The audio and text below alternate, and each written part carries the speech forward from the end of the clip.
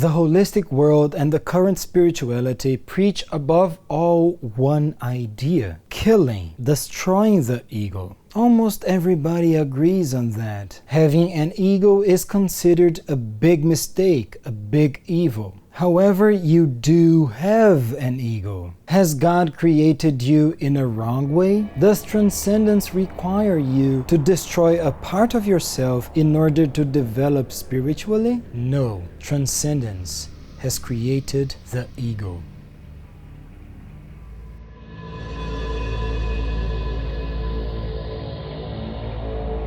I'm CAVALHER. I understand that it is very hard to question an idea in which everybody believes, agrees on, and repeats. Consensuses seem to validate ideas. However, consensuses are dangerous and can prevent you from accessing different realities. For example, the consensus of the Europeans in the 10th century was that the sun revolved around Earth. We know what happened to that consensus. Galileo Galilei was a divergent voice and would have been burned by the Catholic Church had he not denied his discovery that the Earth revolved around the sun. I am the divergent voice. I do not believe that we must destroy our egos in order to be one with transcendence. I ask you, please, the opportunity to show you another perspective. You decide whether you burn me or if you take my words into consideration. The fact is, you do have an ego. The holistic world and the current spirituality acknowledge this. This is their point. Since you have an ego, you must destroy it. Without that, you won't develop spirituality. But this idea hides a terrible problem, a weird idea. The holistic world and the current spirituality acknowledge the existence of the transcendence. I do too. Transcendence has divine characteristics: perfection, omniscience, omnipotence, and omnipresence. This idea is present in the holistic perspective. Perfection is having total excellency in the highest level possible. Omniscience is having all knowledge, universal knowledge. Omnipotence is having all the power, universal power. Omnipresence is being all-present, universal presence. The word holistic comes from the Greek holos and means exactly this: all, totality, wholeness. If the transcendence is perfect, why would it create human beings with an ego if the ego is a mistake? Why would transcendence have made a mistake and created the human being wrongly? The holistic world also preaches that the ego separates the human being from transcendence. If transcendence is omnipresent, how could the human being be apart from transcendence? Believing that the ego must be destroyed is believing that transcendence has made a mistake and created you wrongly with an ego. That is a complete illusion.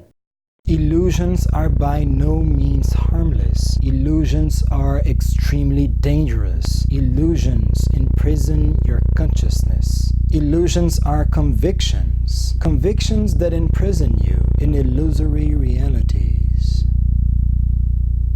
This illusion imprisons you in which reality? In an arrogant reality. In this reality, transcendence has made a mistake and created you with an ego. In this reality, you are responsible for correcting the mistake of transcendence and destroying the ego in order to unite yourself with transcendence. This idea doesn't make sense. Besides being arrogant, this idea suggests that you are also a mistake, since you have an ego, and the ego is a mistake. Suggesting that you should correct this mistake is even worse. You should destroy a part of yourself. This type of spiritual perspective promotes a low self-esteem, since you are fundamentally wrong, as well as self-rejection, since you must destroy a part of yourself. I can't agree with a spiritual perspective that implies such things. Don't allow this illusion to imprison you. Leave it behind. Destroying illusions is an act of courage, because destroying illusions is destroying convictions that you publicly stood for and seeing the life you built on this particular illusion collapse. But destroying illusions is liberating because it opens the access to new realities.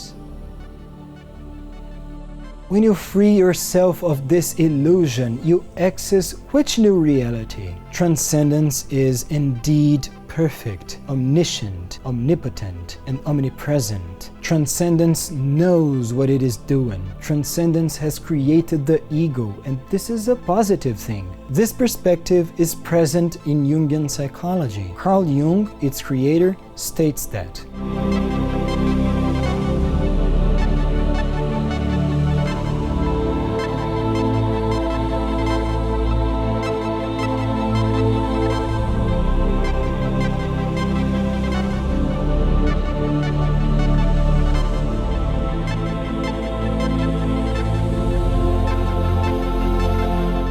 the ego can indeed become an obstacle to spiritual development if it looks at itself only. However, believing that you are a mistake, rejecting yourself, destroying, killing is not the solution. Educating, developing, and loving is the solution. The ego is not an obstacle to consciousness, to spiritual development. The ego is consciousness. This perspective is also present in Jungian psychology. Look at what Carl Jung says.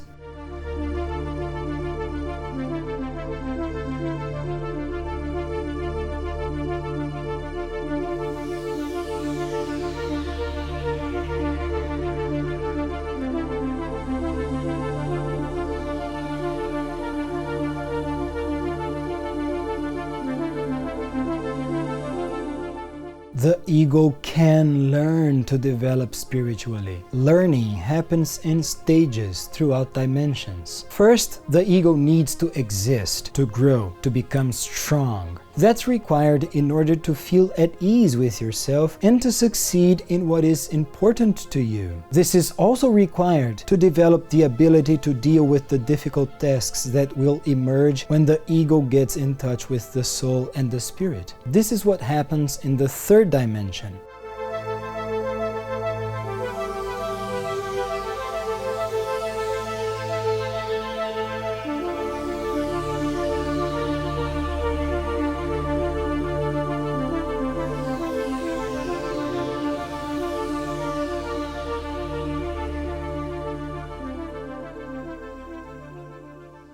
As soon as this stage has been completed, the ego can continue its learning and spiritual development following the directions pointed by the soul. It will learn how to expand its own consciousness. This is what happens in the fourth dimension. As soon as this stage has also been completed, the ego can continue its learning and spiritual development, uniting itself with the spirit, becoming a spiritual adult, someone who is able to consciously direct their own spiritual process. This is what happens in the fifth dimension. The reality of the spirit, the reality of the fifth dimension, is what is described by the paradigm of sense.